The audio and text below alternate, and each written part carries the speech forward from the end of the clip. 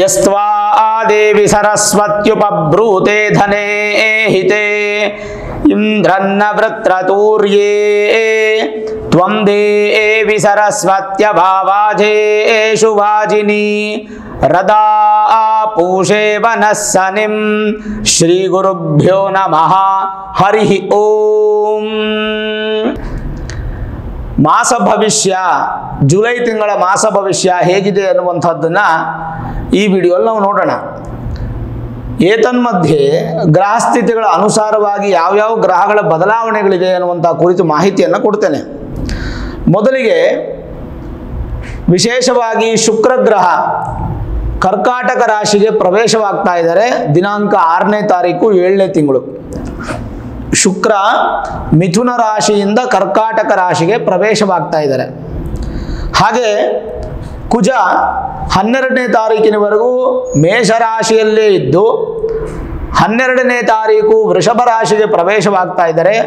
ಗುರುವಿನೊಂದಿಗೆ ಸೇರಿ ಗುರು ಮಂಗಲ ಯೋಗ ಅನ್ನುವಂಥ ಯೋಗವನ್ನು ಉತ್ಪತ್ತಿ ಮಾಡ್ತಾ ಇದ್ದಾರೆ.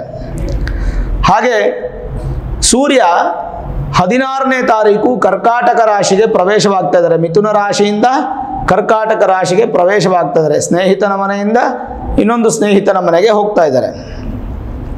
ಇನ್ನು 19ನೇ ತಾರೀಕು ಬುಧ ಸಿಂಹರಾಶಿ ಅಂದರೆ ಕರ್ಕಾಟಕ ರಾಶಿಯಲ್ಲಿದ್ದಂಥ ಬುಧ, ಶತ್ರುವ್ಯ ಸ್ಥಾನದಲ್ಲಿದ್ದಂಥ ಬುಧ ಸಿಂಹರಾಶಿಗೆ ಪ್ರವೇಶ ಮಾಡ್ತಾ ಇದ್ದಾರೆ. ಹಾಗೆ 31ನೇ ತಾರೀಕು ಜುಲೈ ತಿಂಗಳು ಶುಕ್ರ ಶತ್ರುವಿನ ಮನೆಗೆ ಕರ್ಕಾಟಕ ರಾಶಿಯಿಂದ ಸಿಂಹರಾಶಿಗೆ ಪ್ರವೇಶವಾಗ್ತಾರೆ. ಇದು ಗ್ರಹಗಳ ಬದಲಾವಣೆ ಈ ಜುಲೈ ತಿಂಗಳಲ್ಲಿ ನಡೆಯುವಂಥದ್ದು. ಸರಿ, ಆಷಾಢ ಮಾಸ ಅನ್ನುವಂಥದ್ದು ಜುಲೈ ತಿಂಗಳಲ್ಲೇ ನಮಗೆ ಬರುವಂಥದ್ದು. ಪ್ರಾರಂಭ ಆಗೋದು ಯಾವಾಗ? 6ನೇ ತಾರೀಕು ಜುಲೈ ಅಂದರೆ 7ನೇ ತಿಂಗಳು. 6ನೇ ತಾರೀಕು 7ನೇ ತಿಂಗಳು 2024ಕ್ಕೆ ಪ್ರಾರಂಭವಾಗುವಂತಹ ಆಷಾಢ ಮಾಸ ಸಮಾಪ್ತಿಯಾಗೋದು 4ನೇ ತಾರೀಕು 8ನೇ ತಿಂಗಳು ಅಂದರೆ ಆಗಸ್ಟ್ ನಿಮಗೆ ಸಮಾಪ್ತಿಯಾಗತ್ತೆ. ಪೌರ್ಣಮಿ ಬಂದು 21ನೇ ತಾರೀಕು ಜುಲೈ ನಿಮಗೆ ಪೌರ್ಣಮಿ, ಗುರು ಪೌರ್ಣಮಿ ಅಂತ. ಆದರೆ ಹಿಂದಿನ ದಿನನೇ ಪ್ರಾರಂಭ ಆಗುತ್ತೆ, 20ನೇ ತಾರೀಕೆ ಪ್ರಾರಂಭ ಆಗ್ಬಿಡುತ್ತೆ ನಿಮಗೆ ಪೌರ್ಣಮಿ. 2 ದಿನಗಳ ಪೌರ್ಣಮಿ ಇರುತ್ತೆ, ಬಟ್ ಗುರು ಪೌರ್ಣಮಿ ಆಚರಣೆ 21ನೇ ತಾರೀಕು ಮಾಡುವಂಥದ್ದು. ಇನ್ನು ಅಮಾವಾಸ್ಯೆ ಆಗಸ್ಟ್ 4ನೇ ತಾರೀಕಿಗೆ ಅಮಾವಾಸ್ಯೆ ಸಮಾಪ್ತಿ ಆಗುತ್ತೆ. ಅವತ್ತು ಜ್ಯೋತಿರ್ಭೀಮೇಶ್ವರ ವ್ರತ, ನಾಗರ ಅಮಾವಾಸ್ಯೆ ಅಂತ ಹೇಳ್ತೀವಿ. ಅವತ್ತು ಆಷಾಢ ಮಾಸ ಸಮಾಪ್ತಿ. ಒಟ್ಟಾರೆ ಆಷಾಢ ಮಾಸದ ಬಗ್ಗೆ ತಿಳ್ಕೊಂಡ್ರಿ. ಇನ್ನು ಆಷಾಢ ಮಾಸದಲ್ಲಿ 4 ಶುಕ್ರವಾರಗಳು ವಿಶೇಷವಾಗಿ ಬರುತ್ತೆ. 4 ಶುಕ್ರವಾರವು ಅಮ್ಮನವರಿಗೆ ಪ್ರೀತಿಯಾಗಿರತಕ್ಕಂಥ ಸಂದರ್ಭ. ಆಷಾಢ ಶುಕ್ರವಾರ ಪೂಜೆ ಅಥವಾ ವ್ರತ ಅನ್ನುವಂಥ ರೀತಿಯಲ್ಲೇ ಕರಿತೀವಿ. ನೋಡಿ, ಆಷಾಢ ಮಾಸದ ವಿಚಾರದಲ್ಲಿ 12ನೇ ತಾರೀಕು ಜುಲೈ 12ನೇ ತಾರೀಕು ಒಂದು ಆಷಾಢ ಅಮಾವಾಸ್ಯೆ ಮೊದಲನೇದು. ಹಾಗೆ 19ನೇ ತಾರೀಕು 2ನೇ ಆಷಾಢ ಶುಕ್ರವಾರ. ಹಾಗೆ 26ನೇ ತಾರೀಕು ಜುಲೈ 3ನೇ ಆಷಾಢ ಶುಕ್ರವಾರ. ಹಾಗೆ ಆಗಸ್ಟ್ 2ನೇ ತಾರೀಕು 4ನೇ ಆಷಾಢ ಶುಕ್ರವಾರ. ಈ 4 ಆಷಾಢ ಶುಕ್ರವಾರದಲ್ಲೂ ಲಕ್ಷ್ಮೀ ಪೂಜೆಗೆ ಬಹಳ ವಿಶೇಷ. ಅದರ ಬಗ್ಗೆ ಇನ್ನೊಂದು ವಿಡಿಯೋ ಮಾಡ್ತೇನೆ ನಾನು. ಕಲಶ ಇಟ್ಟು ಲಕ್ಷ್ಮಿಯ ಪೂಜೆಯನ್ನು ಮಾಡುವಂಥದ್ದು ಬೆಳಗ್ಗೆ ಅಥವಾ ಸಂಜೆ 2 ಸಮಯದಲ್ಲೂ ವಿಶೇಷ. ಅದನ್ನು ನೋಡಿಕೊಂಡು ನೀವು ಮಾಡುವಂಥದ್ದು ಒಳ್ಳೆಯದು. ಇನ್ನು 16ನೇ ತಾರೀಕು ಜುಲೈ 16ನೇ ತಾರೀಕು ಉತ್ತರಾಯಣ ಪುಣ್ಯಕಾಲ ಹೋಗಿ ದಕ್ಷಿಣಾಯನ ಪುಣ್ಯಕಾಲ ಪ್ರಾರಂಭ ಆಗುತ್ತೆ. ಅಲ್ಲಿಗೆ ನಮಗೆ 6 ತಿಂಗಳು ದಕ್ಷಿಣಾಯನ ಅಂತ ಹೇಳ್ತೀವಿ. ಸೂರ್ಯ ತನ್ನ ಪಥವನ್ನು ಬದಲಾವಣೆ ಮಾಡಿ ಪ್ರಯಾಣ ಮಾಡುವಂಥ ಸಂದರ್ಭ ಪ್ರಾರಂಭ ಆಗುತ್ತೆ. ಸರಿ, ಹಾಗಾದರೆ ಹೇಗಿದೆ ದ್ವಾದಶ ರಾಶಿ ಗೋಚಾರ ಫಲದಲ್ಲಿ ಮಿಥುನ ರಾಶಿ? ಮಿಥುನ ರಾಶಿಯವರು ಹೇಗಿದೆ ಜುಲೈ ತಿಂಗಳ ಮಾಸ ಭವಿಷ್ಯ? ಯಾವ ರೀತಿಯಾದಂಥ ಅನುಕೂಲಗಳು ಅನಾನುಕೂಲಗಳು ಅನ್ನುವಂತಹದ್ದನ್ನು ಸಂಪೂರ್ಣವಾಗಿ ತಿಳಿಯೋಣ. ಈಗ ನೋಡಿ, ಸಾಧಾರಣವಾಗಿ ಗ್ರಹಸ್ಥಿತಿಗಳ ಬದಲಾವಣೆಯಲ್ಲಿ ಕೆಲವೊಂದು ಶುಭ ಆಗುತ್ತೆ, ಅಶುಭನೂ ಆಗುತ್ತೆ. ಹಾಗಿದ್ದಾಗ ಮಿಥುನ ರಾಶಿಗೆ ದ್ವಾದಶದಲ್ಲಿ ಗುರುಬಲ ಇಲ್ಲ, ಅದು ಗೊತ್ತಿರತಕ್ಕಂಥ ವಿಚಾರ. ಇನ್ನು ಬರೋ ವರ್ಷ ಏಪ್ರಿಲ್ವರೆಗೂ ಗುರುಬಲ ಇಲ್ಲ. ಅದಾದಮೇಲೂ ಕೂಡ ನಿಮ್ಮ ರಾಶಿಗೆ ಗುರು ಬರ್ತಾರೆ, ಇನ್ನೂ 1 ವರ್ಷನೂ ಗುರುಬಲ ಇರೋದಿಲ್ಲ. ಒಂದು 50% ಮ್ಯಾನೇಜ್ ಆಗುತ್ತೆ ಬಿಟ್ಟರೆ ಇನ್ನು 1.25 ವರ್ಷ ಕಾಯಬೇಕು ಮಿಥುನ ರಾಶಿಯವರು ಗುರುಬಲಕ್ಕೋಸ್ಕರ. ಗುರು ನಿಮಗೆ ನಿಮ್ಮ ರಾಶಿಯಿಂದ 10 ಮತ್ತು 7ನೇ ಮನೆ ಅಧಿಪತಿ. 7ನೇ ಮನೆ ಅಂದರೆ ವಿವಾಹ ಸ್ಥಾನ, ಪಾರ್ಟ್ನರ್ಶಿಪ್ಪು, ಈ ಥರ ನಾವು ನೋಡುವಂತಹದ್ದು. ಹಾಗಾಗಿ ಈ 7ನೇ ಮನೆ ವೀಕ್ ಆಗಿರೋದ್ರಿಂದ ನಿಮ್ಮ ಜನ್ಮ ಜಾತಕದಲ್ಲೇನಾದರೂ ಗುರು ಬಲಿಷ್ಠವಾಗಿದ್ದರೆ ವಿವಾಹಾದಿ ಶುಭ ಕಾರ್ಯಗಳು ನಿಮಗೆ ನಡೆಯುವಂಥದ್ರಲ್ಲಿ ತೊಂದರೆ ಇಲ್ಲ. ಅದೇ 7ನೇ ಮನೆ ಅಧಿಪತಿ ವೀಕ್ ಆಗಿದ್ದಾರೆ ಅಂತ ಅನ್ಕೊಳ್ಳಿ ನಿಮ್ಮ ಜಾತಕದಲ್ಲಿ, ಮಿಥುನ್ ರಾಶಿಯವರಿಗೆ ಮದುವೆಗೂ ಸಮಸ್ಯೆ ಆಗುತ್ತೆ, ಅಥವಾ ಏನೇ ಶುಭ ಕಾರ್ಯ ಅಂದ್ರೆ ಒಂದು ಮನೆ ಕಟ್ಟೋದು, ತಗೊಳ್ಳೋದು, ಇನ್ನೊಂದು ಮತ್ತೊಂದು ಎಲ್ಲದಕ್ಕೂ ಅದು ಮುಖ್ಯವಾಗುತ್ತೆ. ಆ ಥರದ ಸಮಸ್ಯೆಗಳನ್ನು ನೀವು ಎದುರಿಸಬೇಕಾಗತ್ತೆ. ಹಾಗಾಗಿ ಗುರು ನಿಮ್ಮ ಮೂಲ ಜಾತಕದಲ್ಲಿ ಚೆನ್ನಾಗಿದ್ದಾರಾ ಇಲ್ವಾ ಅನ್ನುವಂಥದ್ದು ನುರಿತ ಜ್ಯೋತಿಷ್ಯರನ್ನ ಭೇಟಿ ಮಾಡಿ ನಿಮ್ಮ ಮೂಲ ಜಾತಕವನ್ನು ತೋರಿಸ್ಕೊಂಡು higher astrology, Vedic astrology predictions ಅನ್ನು ಮಾಡಿಸ್ಕೊಂಡು ಏನಾದರೂ ಪರಿಹಾರ ಬೇಕಾದರೆ ಒಂದು ಮಾಡ್ಕೊಳ್ಳಿ, ಅದು ಬಹಳ ಉತ್ತಮ. ಅದಲ್ಲದೆ ದಶಮಾಧಿಪತಿನೂ ಅವರೇ, ಉದ್ಯೋಗ ಸ್ಥಾನಾಧಿಪತಿ, ಉದ್ಯೋಗ ಕಾರಕ ಬಂದು ಶನಿ, ಉದ್ಯೋಗ ಸ್ಥಾನಾಧಿಪತಿ ಬಂದು ದಶಮಾಧಿಪತಿ, 10ನೇ ಮನೆ ಅಧಿಪತಿ. 10ನೇ ಮನೆ ಅಧಿಪತಿನೂ ಗುರುನೇ. ಆದ್ರಿಂದ ಈ ಪ್ರೊಫೆಷನಲ್ ಆಗಿ ನೀವು ಮಾಡ್ತಾ ಇರ್ತಕ್ಕಂಥ ಉದ್ಯೋಗ ಏನಿದೆ ಅದನ್ನು ಸ್ವಿಚ್ ಮಾಡಲಿಕ್ಕೆ ಹೋಗಬೇಡಿ, ಪ್ಲಾನ್ ಮಾಡಬೇಡಿ. ಯಾಕೆಂತಂದ್ರೆ ವ್ಯಯಸ್ಥಾನದಲ್ಲಿ ಗುರು ಇದ್ದಾಗ ಸ್ವಲ್ಪ ಮಟ್ಟಿಗೆ ಅಡೆತಡೆಗಳು, ತೊಂದರೆಗಳು ಬರುವಂತಹ ಸಾಧ್ಯತೆಗಳು ಇರುತ್ತೆ. ಹಾಗಾಗಿ ಯಾವುದೇ ಕಾರಣಕ್ಕೂ ಉದ್ಯೋಗವನ್ನು ಬದಲಾವಣೆ ಮಾಡಬೇಕು, ಹೊಸ ಉದ್ಯೋಗಕ್ಕೆ ಹೋಗಬೇಕು, ಈ ಥರದ್ದು ಯೋಚನೆ ಮಾಡಬೇಡಿ. ಕೇವಲ ವಿದೇಶಿ ಪ್ರಯಾಣಕ್ಕೆ ಸಂಬಂಧಪಟ್ಟಂತಹ ಉದ್ಯೋಗಗಳೇನಾದರೂ ಇದ್ದರೆ, ಅಬ್ರಾಡಲ್ಲಿ ನೀವೇನಾದರೂ ಉದ್ಯೋಗ ಮಾಡಬೇಕು ಅನ್ನುವಂಥದ್ದೇನಾದರೂ ನಿಮ್ಮ ಮನಸ್ಸಲ್ಲಿದ್ದರೆ ಮಾತ್ರ ಪ್ರಯತ್ನ ಪಡಿ, ಅದು ನಿಮಗೆ ಸಕ್ಸಸ್ ಆಗಬಹುದು. ಆದರೆ ಸ್ವದೇಶದಲ್ಲೇ ಇದ್ದು ನಾನು ಉದ್ಯೋಗ ಮಾಡ್ತೀನಿ ಅನ್ನುವಂಥದ್ದಾದರೆ, ಯಾಕಂದರೆ 12ನೇ ಮನೆ ವಿದೇಶಕ್ಕೆ ಬರುತ್ತೆ, ಆದರೆ ದಶಮಾಧಿಪತಿ ಗುರು 12ನೇ ಮನೆ ಇರೋದ್ರಿಂದ ವಿದೇಶಕ್ಕೆ ಅನುಕೂಲ ಇದೆ, ಅದು ಕೂಡ ಅಡೆತಡೆಗಳಿಂದ ಅನುಕೂಲ ಇದೆ. ಆದರೆ ಸ್ವದೇಶದಲ್ಲೇ ಉದ್ಯೋಗ ಬದಲಾವಣೆ ಅನ್ನುವಂಥದ್ದು ಮಿಥುನ ರಾಶಿಯವ್ರಿಗೆ ಬೇಡ. ಇನ್ ಕೇಸ್ ಏನಾದರೂ ನಾನು ಮಾಡ್ತೀನಿ, ಬದಲಾವಣೆ ಮಾಡ್ತೀನಿ ಅಂತಂದರೆ ಅವಾಗ ನಿಮ್ಮ ಜಾತಕ ನೋಡ್ಕೊಳ್ಬೇಕಾಗತ್ತೆ. ಇನ್ನು ಗುರು ಶಾಂತಿ ಏನಾದರೂ ಬೇಕಾ? ಖಂಡಿತ ಬೇಕಿಲ್ಲ. ಆದರೆ ಗುರು ಸ್ತೋತ್ರಗಳನ್ನು ನೀವು ಪಠನೆ ಮಾಡುವಂಥದ್ದು ಭಾಳ ಒಳ್ಳೆಯದು. ದತ್ತಾತ್ರೇಯರ ಮೂಲ ಮಂತ್ರ ಇದೆಯಲ್ಲ, ಅದನ್ನು ಪ್ರತಿನಿತ್ಯ ಮಿಥುನ ರಾಶಿಯವರು ಜಪ ಮಾಡಿ ತಿಂಗಳು ಪೂರ್ತಿ. ಓಂ ದ್ರಾಂ ಓಂ ಗುರು ದತ್ತಾಯ ನಮಃ, ಓಂ ದ್ರಾಂ ಓಂ ಗುರು ದತ್ತಾಯ ನಮಃ, ಓಂ ದ್ರಾಂ ಓಂ ಗುರು ದತ್ತಾಯ ನಮಃ. ಹೀಗೆ ದತ್ತಾತ್ರೇಯರ ಮೂಲಮಂತ್ರ ಜಪವನ್ನ ಪ್ರತಿನಿತ್ಯ ಬೆಳಗ್ಗೆ ಮತ್ತು ಸಂಜೆ, ಸಾಧ್ಯವಾದರೆ 2 ಹೊತ್ತು, ಇಲ್ಲಾಂದ್ರೆ 1 ಹೊತ್ತಾದರೂ ನೀವು ಗುರು ದತ್ತಾತ್ರೇಯರನ್ನ ಆರಾಧನೆ ಮಾಡಿ ಜಪ ಮಾಡೋದ್ರಿಂದ ಖಂಡಿತ ಉತ್ತಮ ಫಲವನ್ನು ನೀವು ಪಡೆಯಬಹುದು.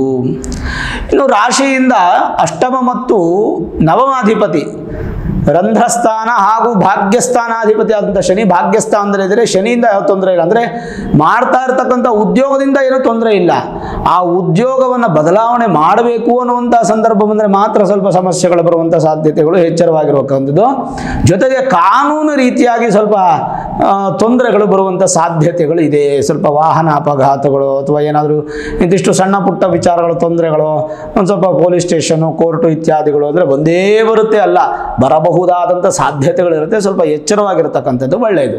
ಶನಿಯಿಂದ ಕೆಟ್ಟದ್ದಂತೂ ಖಂಡಿತ ಇಲ್ಲ. ಯಾಕಂದರೆ ಭಾಗ್ಯಾಧಿಪತಿ ಭಾಗ್ಯಸ್ಥಾನದಲ್ಲಿರ್ತಕ್ಕಂಥದ್ದು ನಿಮ್ಮ ರಾಶಿಯಾಧಿಪತಿ ಬುಧನಿಗೆ ಶನಿ ಮಿತ್ರನಾದ್ರಿಂದ ಆ ಥರದ್ದೇನು ಸಮಸ್ಯೆಗಳು ಕಾಣಲಿಕ್ಕಿಲ್ಲ. ಇನ್ನು ರಾಶಿಯಿಂದ ತೃತೀಯ ಭಾವನಾಗಿರ್ತಕ್ಕಂಥ ಯಾರೋ ಸೂರ್ಯ ನಿಮ್ಮ ರಾಶಿಯಲ್ಲೇ ಇದ್ದು 16ನೇ ತಾರೀಕು ನಿಮ್ಮ ರಾಶಿಯಿಂದ ಮುಂದಿನ ರಾಶಿಗೆ ಹೋಗ್ತಾರೆ. ಸೂರ್ಯ ಮುಂದಿನ ರಾಶಿಗೆ ಹೋದ್ರೂ ಕೂಡ ನಿಮ್ಗೆ ಒಳ್ಳೆ ಫಲವೇ. ಸೂರ್ಯನಿಂದ ಏನೂ ತೊಂದರೆ ಇಲ್ಲ. ಏನೇ ಆಗಲಿ ಜೀವನದಲ್ಲಿ ಎಷ್ಟೇ ಸಮಸ್ಯೆಗಳು ಬಂದರೂ ಧೈರ್ಯ ಅನ್ನುವಂಥದ್ದು ಮಿಥುನ ರಾಶಿಯವ್ರಿಗೆ ಈ ತಿಂಗಳು ಖಂಡಿತ ಸಿಗುತ್ತೆ. ಎಷ್ಟೇ ಒಂದು ದೊಡ್ಡ ಸಮಸ್ಯೆಗಳು ಬಂದರೂ ಕೂಡ ಧೈರ್ಯವಾಗಿ ಅದನ್ನು ಎದುರಿಸ್ತೀರಾ, ಅದನ್ನು ಪರಿಪೂರ್ಣತೆ ಮಾಡ್ಕೊಳ್ತೀರಾ. ಯಾವುದೇ ಥರದ ಸಮಸ್ಯೆಯಲ್ಲಿ ಸಿಕ್ಕಾಕೊಳ್ಳದೆ ಅದನ್ನು ನೀವು ದೊಡ್ಡ ಪ್ರಮಾಣದಲ್ಲಿ, ಅಂದರೆ ಪರ್ವತದಷ್ಟು ಕಷ್ಟ ಬರುವಂಥದ್ದು ಆ ಪರ್ವತದ ಬುಡದಲ್ಲಿರ್ತಕ್ಕಂಥ ಚಿಕ್ಕ ಬಂಡೆ ಅಥವಾ ಕಲ್ಲು ಇದೆಯಲ್ಲ, ಅಷ್ಟರ ಮಟ್ಟಿಗೆ ಸಮಸ್ಯೆಯನ್ನು ಕುಗ್ಗಿಸಿ ಅದನ್ನು ಪರಿಹಾರ ಮಾಡ್ಕೊಳ್ತಕ್ಕಂಥ ಧೈರ್ಯ, ಸ್ಥೈರ್ಯ, ಶೌರ್ಯ ನಿಮಗಿದೆ. ಸಹೋದರರ ಸಹಾಯ ನಿಮಗೆ ಸಿಗುವಂತಹ ಸಾಧ್ಯತೆಗಳು, ಲಕ್ಷಣಗಳು ತುಂಬಾನೇ ಇದೆ ಅಂತ ಹೇಳ್ಬೋದು. ರಾಶ್ಯಾಧಿಪತಿ ಬುಧ ಹಾಗೂ ಚತುರ್ಥಾಧಿಪತಿ ಸುಖಾಧಿಪತಿ ಬುಧ ನೋಡಿ 19ನೇ ತಾರೀಕಿನವರೆಗೂ ಶತ್ರುಸ್ಥಾನದಲ್ಲೇ ಇರ್ತಾರೆ. ಸ್ವಲ್ಪ ಮಟ್ಟಿಗೆ ಎಲ್ಲೋ ಮಿಥುನ ರಾಶಿಯವರಿಗೆ 19ನೇ ತಾರೀಕು ನಂತರ ಸ್ವಲ್ಪ ಮಟ್ಟಿಗೆ ಬುಧನ ಅನುಗ್ರಹ ಸಿಗುತ್ತೆ. ಅಲ್ಲಿಗೆ ವ್ಯಾಪಾರದಲ್ಲಿ ವೃದ್ಧಿಯನ್ನು ಕಾಣಬಹುದು. 19ನೇ ತಾರೀಕುವರೆಗೂ, ಜುಲೈ 19ವರೆಗೂ ಸಾಧಾರಣವಾಗಿರುತ್ತೆ, ವ್ಯಾಪಾರದಲ್ಲಿ ವೃದ್ಧಿ ಇರಲ್ಲ, ಸಣ್ಣ ಪುಟ್ಟ ಬದಲಾವಣೆಗಳು, ಟೆನ್ಷನ್ಗಳು ಇತ್ಯಾದಿಗಳು ಇರುತ್ತೆ. ಆದರೆ ಜುಲೈ 19ನೇ ತಾರೀಕು ನಂತರ ಬುಧ ಮಿತ್ರನ ಮನೆಗೆ ಬರೋದ್ರಿಂದ ನಿಮ್ಮ ರಾಶಿಯಾಧಿಪತಿ ಬಲಿಷ್ಠನಾಗ್ತಾನೆ, ಶರೀರ ಬಲಿಷ್ಠ ಆಗುತ್ತೆ. ಸುಖಾಧಿಪತಿನೂ ನಿಮಗೆ, ಸುಖ ಸ್ಥಾನಾಧಿಪತಿ ಯಾರಪ್ಪ ಅಂತಂದ್ರೆ ಅದು ಬುಧ.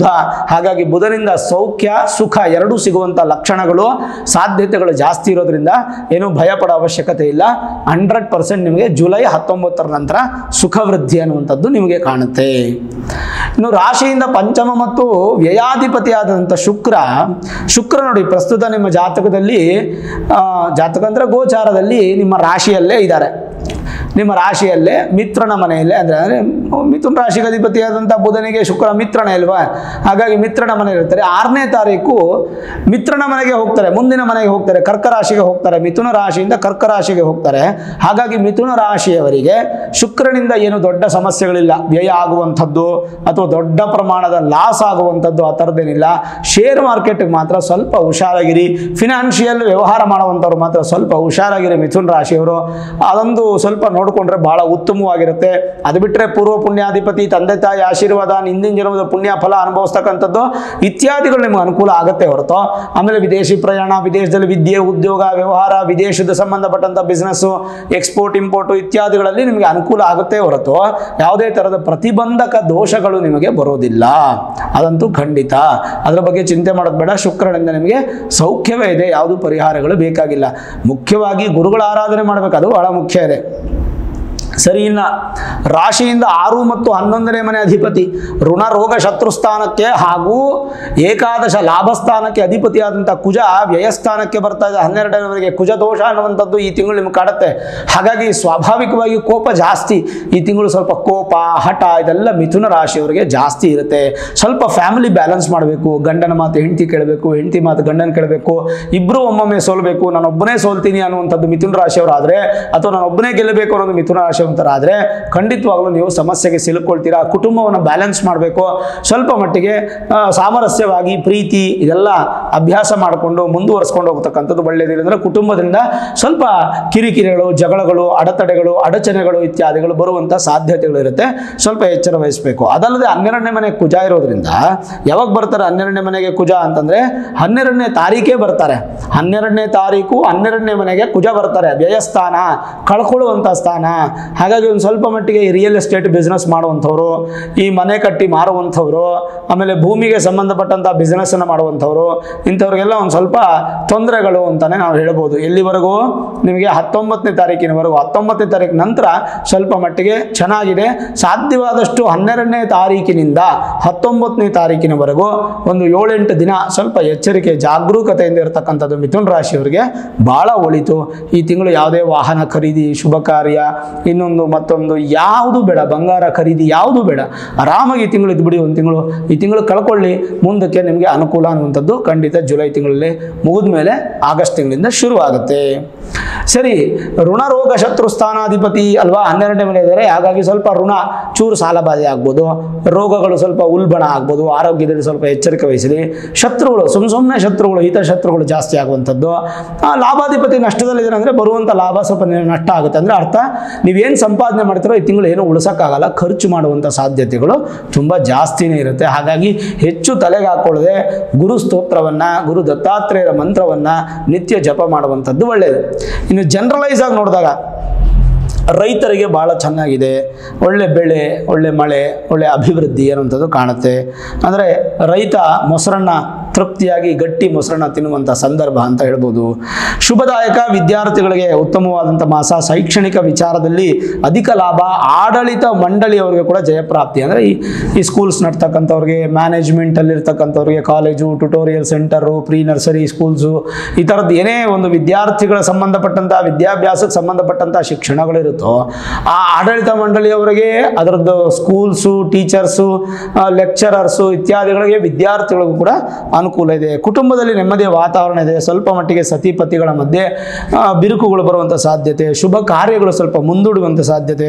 ಕೆಲಸ ಕಾರ್ಯಗಳಲ್ಲಿ ಜಯ, ಆದರೆ ಅಧಿಕ ತಿರುಗಾಟ, ಸ್ವಲ್ಪ ಖರ್ಚು ಜಾಸ್ತಿ ಇರುತ್ತೆ.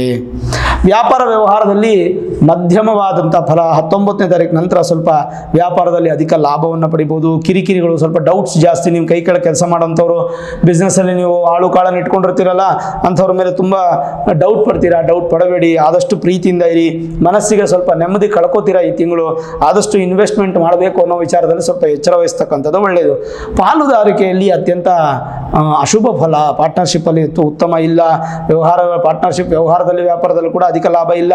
ಮತ್ತು ರೈತರಿಗೆ ಇನ್ನೊಂದು ಶುಭ ಏನಪ್ಪ ಅಂತಂದರೆ, ನೀವು ಗಳಿಸಿದಂಥ ಏನು ಧಾನ್ಯಗಳು, ದವಸಗಳು ಇರುತ್ತೋ ಅದನ್ನು ನೇರವಾಗಿ ಮಾರಾಟ ಮಾಡೋದ್ರಿಂದ ನಿಮಗೆ ಮತ್ತಷ್ಟು ಅಧಿಕವಾದ ಫಲ. ಮೃಷ್ಟಾನ್ನ ಭೋಜನ, ಸುಖ ನಿದ್ರೆ, ಸಂತೋಷ ಜೀವನ ಪ್ರಾಪ್ತಿ. ಭಾಳ ಭಯ ಇರುತ್ತೆ ನಿಮಗೆ. ಎಲ್ಲಿವರೆಗೂ 16ನೇ ತಾರೀಕುವರೆಗೂ ತುಂಬ ಭಯ ಇರುತ್ತೆ. 16ನೇ ತಾರೀಕು ನಂತರ ಭಯ ಕೂಡ ನಿಮಗೆ ದೂರ ಆಗುತ್ತೆ. ಯೋಚನೆಗಳು ಸುರಿಮಳೆ ನಿಮ್ಮದಾಗುತ್ತೆ. ತುಂಬ ಯೋಚನೆ ಮಾಡಿ ಆರೋಗ್ಯ ಹಾಳು ಮಾಡ್ಕೋಬೇಡಿ, BP ಶುಗರ್ ತರಿಸ್ಕೋಬೇಡಿ.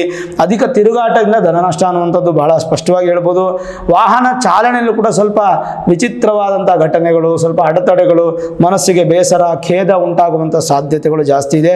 ನೂತನ ವಾಹನ ಬೇಡ, ನೂತನ ವಸ್ತ್ರ ಬೇಡ, ನೂತನ ವಸ್ತುಗಳು ಬೇಡ, ಯಾವುದೂ ಖರೀದಿ ಬೇಡ ಈ ತಿಂಗಳು. ಮನಸ್ಸಿಗೆ ಸ್ವಲ್ಪ ಅತೃಪ್ತಿಯನ್ನು ಕೊಡುತ್ತೆ. ತಗೊಂಡಂಥ ವಸ್ತುವಿನ ಸ್ವಲ್ಪ ಬೇಸರ ಆಗುತ್ತೆ. ಸ್ವಲ್ಪ ಮಟ್ಟಿಗೆ ಎಚ್ಚರವಾಗಿರಿ. ಮನಸ್ಸಿಗೆ ತೃಪ್ತಿ ಆಗಬೇಕಂದ್ರೆ ಮೆಡಿಟೇಷನನ್ನು ಮಾಡಿ. ಸಾಧ್ಯವಾದಷ್ಟು ಮಿಥುನ ರಾಶಿಯವರು ಗ್ರಹಸ್ಥಿತಿಗಳ ಬದಲಾವಣೆಗಳು ತುಂಬ ವಿಪರೀತವಾಗಿರೋದ್ರಿಂದ ಅದನ್ನು ವಾಲೆಟೈಲ್ ಅಂತ ಹೇಳ್ತೀಲ್ವಾ, ಅಂದರೆ ಹೇಗೆ ಅಂತಂದರೆ ಈ ಕಡೆ ಮುಂದೆ ಹೋಗಲ್ಲ, ಈ ಕಡೆ ಹಿಂದೆ ಬರಲ್ಲ, ಅಲ್ಲೇ ನಿಂತು ಬಿಡೋದು, ಸ್ವಲ್ಪ ಮಟ್ಟಿಗೆ ಮೇಲೆ ಹೋಗೋದು, ಸ್ವಲ್ಪ ಮಟ್ಟಿಗೆ ಕೆಳಗೆ ಬರುವಂಥದ್ದು, ಈ ಥರದ್ದೆಲ್ಲ ಇರುವಂಥ ಸಾಧ್ಯತೆಗಳು. ಹಾಗಾಗಿ ಯಾವುದೇ ಥರದ್ದು ಭಯ ಪಡೋ ಅವಶ್ಯಕತೆ ಇಲ್ಲ. ನೀವು ನಂಬಿದ ಗುರುಗಳನ್ನು ನೀವು ಪ್ರಾರ್ಥನೆ ಮಾಡಿ, ಗುರುಗಳನ್ನು ಹೆಚ್ಚು ದರ್ಶನ ಮಾಡಿ, ಗುರುಗಳ ಜೊತೆ ಮಾತುಕತೆಯನ್ನು ಮಾಡ್ತಾ ಇರಿ. ಅದು ನಿಮಗೆ ಒಂದು ಸ್ವಲ್ಪ ಬಲವನ್ನು ಕೊಡುತ್ತೆ. ಪ್ರತ್ಯಕ್ಷ ಗುರುಗಳಿದ್ದರೆ ಓಕೆ, ನೀವು ಬಯಸಿ ನಿಮ್ಮನ್ನು ಆಶೀರ್ವಾದ ಮಾಡುವಂಥ ಗುರುಗಳಿದ್ರೆ ಓಕೆ. ಇಲ್ವಾ, ಗುರುಕ್ಷೇತ್ರಗಳಿಗೆ ದರ್ಶನ ಮಾಡಿ, ಅಥವಾ ಗುರುಕ್ಷೇತ್ರಗಳ ಒಂದು ಚರಿತ್ರೆಯನ್ನು ಓದಿ, ಅಥವಾ ನಿಮ್ಮ ಮನೆ ಪಕ್ಕದಲ್ಲಿ ಶಿರ್ಡಿ ಸಾಯಿಬಾಬಾ ದೇವಸ್ಥಾನವೋ, ಅಥವಾ ರಾಘವೇಂದ್ರ ಸ್ವಾಮಿಗಳ ದೇವಸ್ಥಾನವೋ, ಅಥವಾ ಶಂಕರಾಚಾರ್ಯರೋ, ಮಧ್ವಾಚಾರ್ಯರೋ, ದತ್ತಾತ್ರೇಯರೋ, ಈ ಥರ ಗುರುಗಳು ಯಾರಿದ್ದಾರೋ ನಿಮ್ಮ ಮನೆ ಸುತ್ತಮುತ್ತ ಎಲ್ಲಾದರೂ ಇದ್ದರೆ ಪ್ರತಿ ಗುರುವಾರ ಹೋಗಿ ಬರುವುದು, ಸಾಧ್ಯವಾದರೆ ಪ್ರತಿನಿತ್ಯ ಹೋಗಿ ಬರುವಂಥದ್ದು, ಈ ಥರ ಮಾಡೋದು ಭಾಳ ಒಳ್ಳೆಯದು.